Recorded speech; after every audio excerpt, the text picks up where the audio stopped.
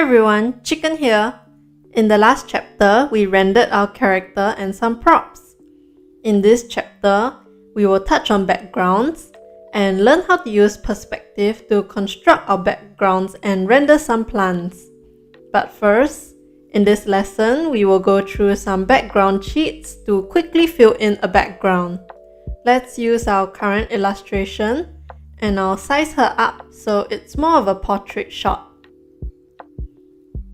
The first easy background is simply just using flat colors. I don't usually like to use flat colors as I prefer painting characters in natural lighting and environments. But flat colors can be really nice too if used well. We can go with a very simple white background. But as always, I prefer to use a cream instead of a flat white.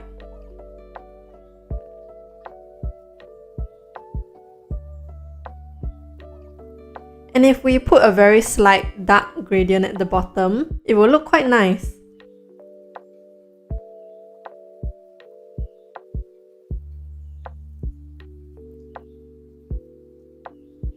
Then, to blend our character in, I'll use an airbrush and very slightly introduce the background color to the border of where our light is coming from.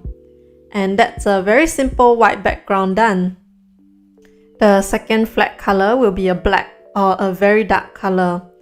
I think this is a lot harder to pull off than a white or lighter background, and usually the character itself will be painted in a way that fits the dark background. So this character we have currently won't suit a dark background as she's too bright. So I've gotten another character here that will fit in more. And like the light background, I'll put in a dark color but not completely black. And we'll also introduce a slight gradient. I'm just gonna airbrush a light color where our light is coming in from. And again, like the light background, I'm gonna airbrush that same color over our character to blend her in with the background more. I'll set it to add layer mode just to brighten things up a lot. Generally, this method is good for portraits with very stark or dramatic lighting, and for characters with limited color palettes.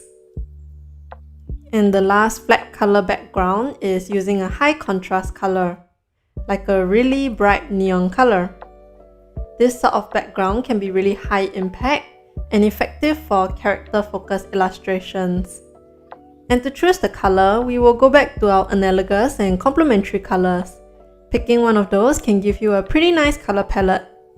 However, I do find this type of background the hardest to pull off.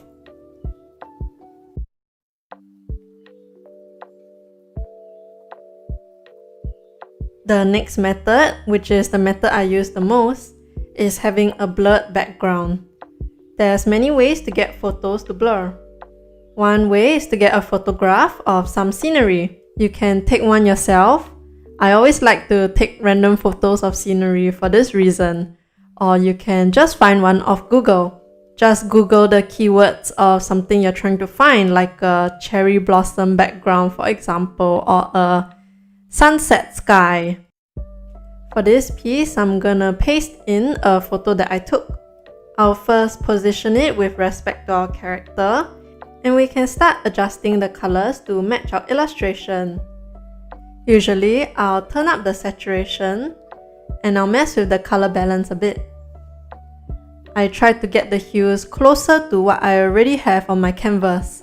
Because her hair is purple, I'll shift the hues a bit more towards the purple side.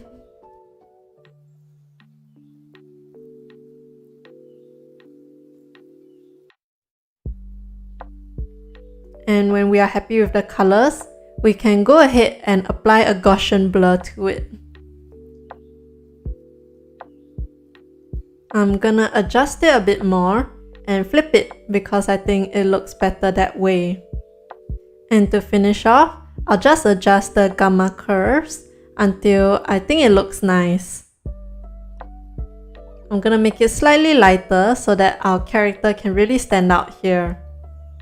And we have ourselves a really nice but really easy background. Another option is using screenshots from games, which I do too. Games with 3D environments can give you some really nice scenery shots, which you can use for blurred backgrounds. Or we can even use random drawings. You can even use another piece of art you did, blur it sufficiently until it's unreadable, then adjust the colors using the same methods to fit our illustration. Here, I just used our existing character, and I blurred it until you can't really tell what it is anymore, and shifted the colors a bit. If you think it's still too readable, we can even apply a motion blur to it.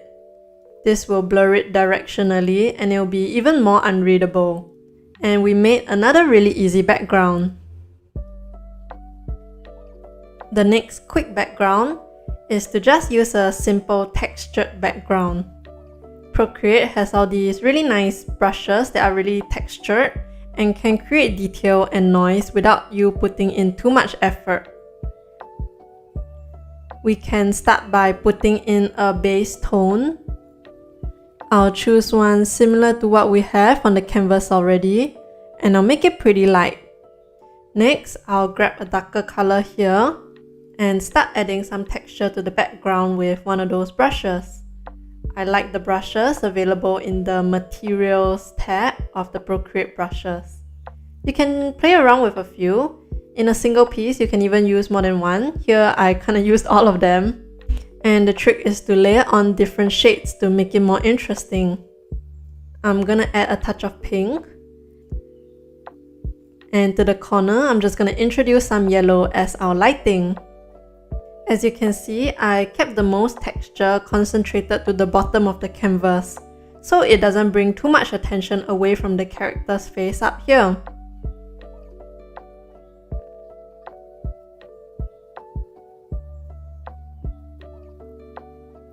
And we have a background that will work pretty nicely. But to add more interest and framing, sometimes I'll crop it like this. And to do something fun with the frame, we can even make it as if our character is coming out of the frame. I'll position her a bit closer to the frame.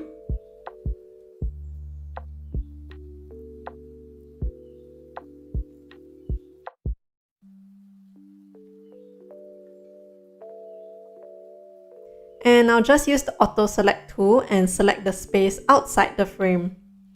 Then I go to my character layer and erase the bottom part that I want to be within the frame. Now it kind of looks like she is coming out of the square, and it's just something fun and interesting that you can do. For full bodies, however, blurred backgrounds don't work that well since it will just look like the character is suspended in air. So to make full bodies look a little bit more interesting, I like to very simply add a shiny floor. I will add a base color first and add a simple gradient as always.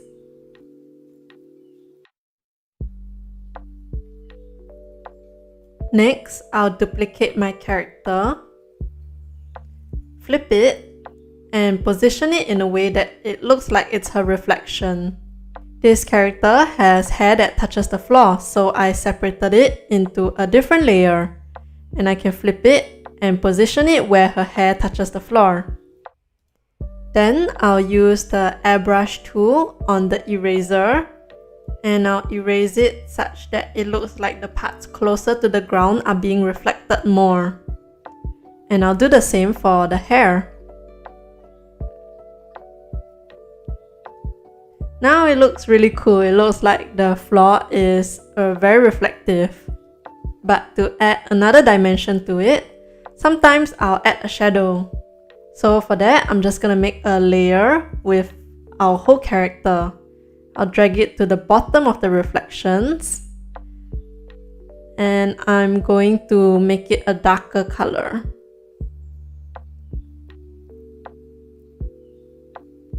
I'll set it to multiply layer mode with a lower opacity. Then I'll use the distort transform tool and drag it down such that it looks like her shadow.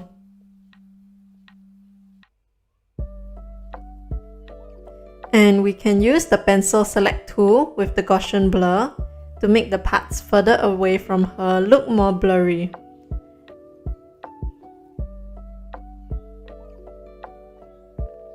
And we have a nice looking shadow.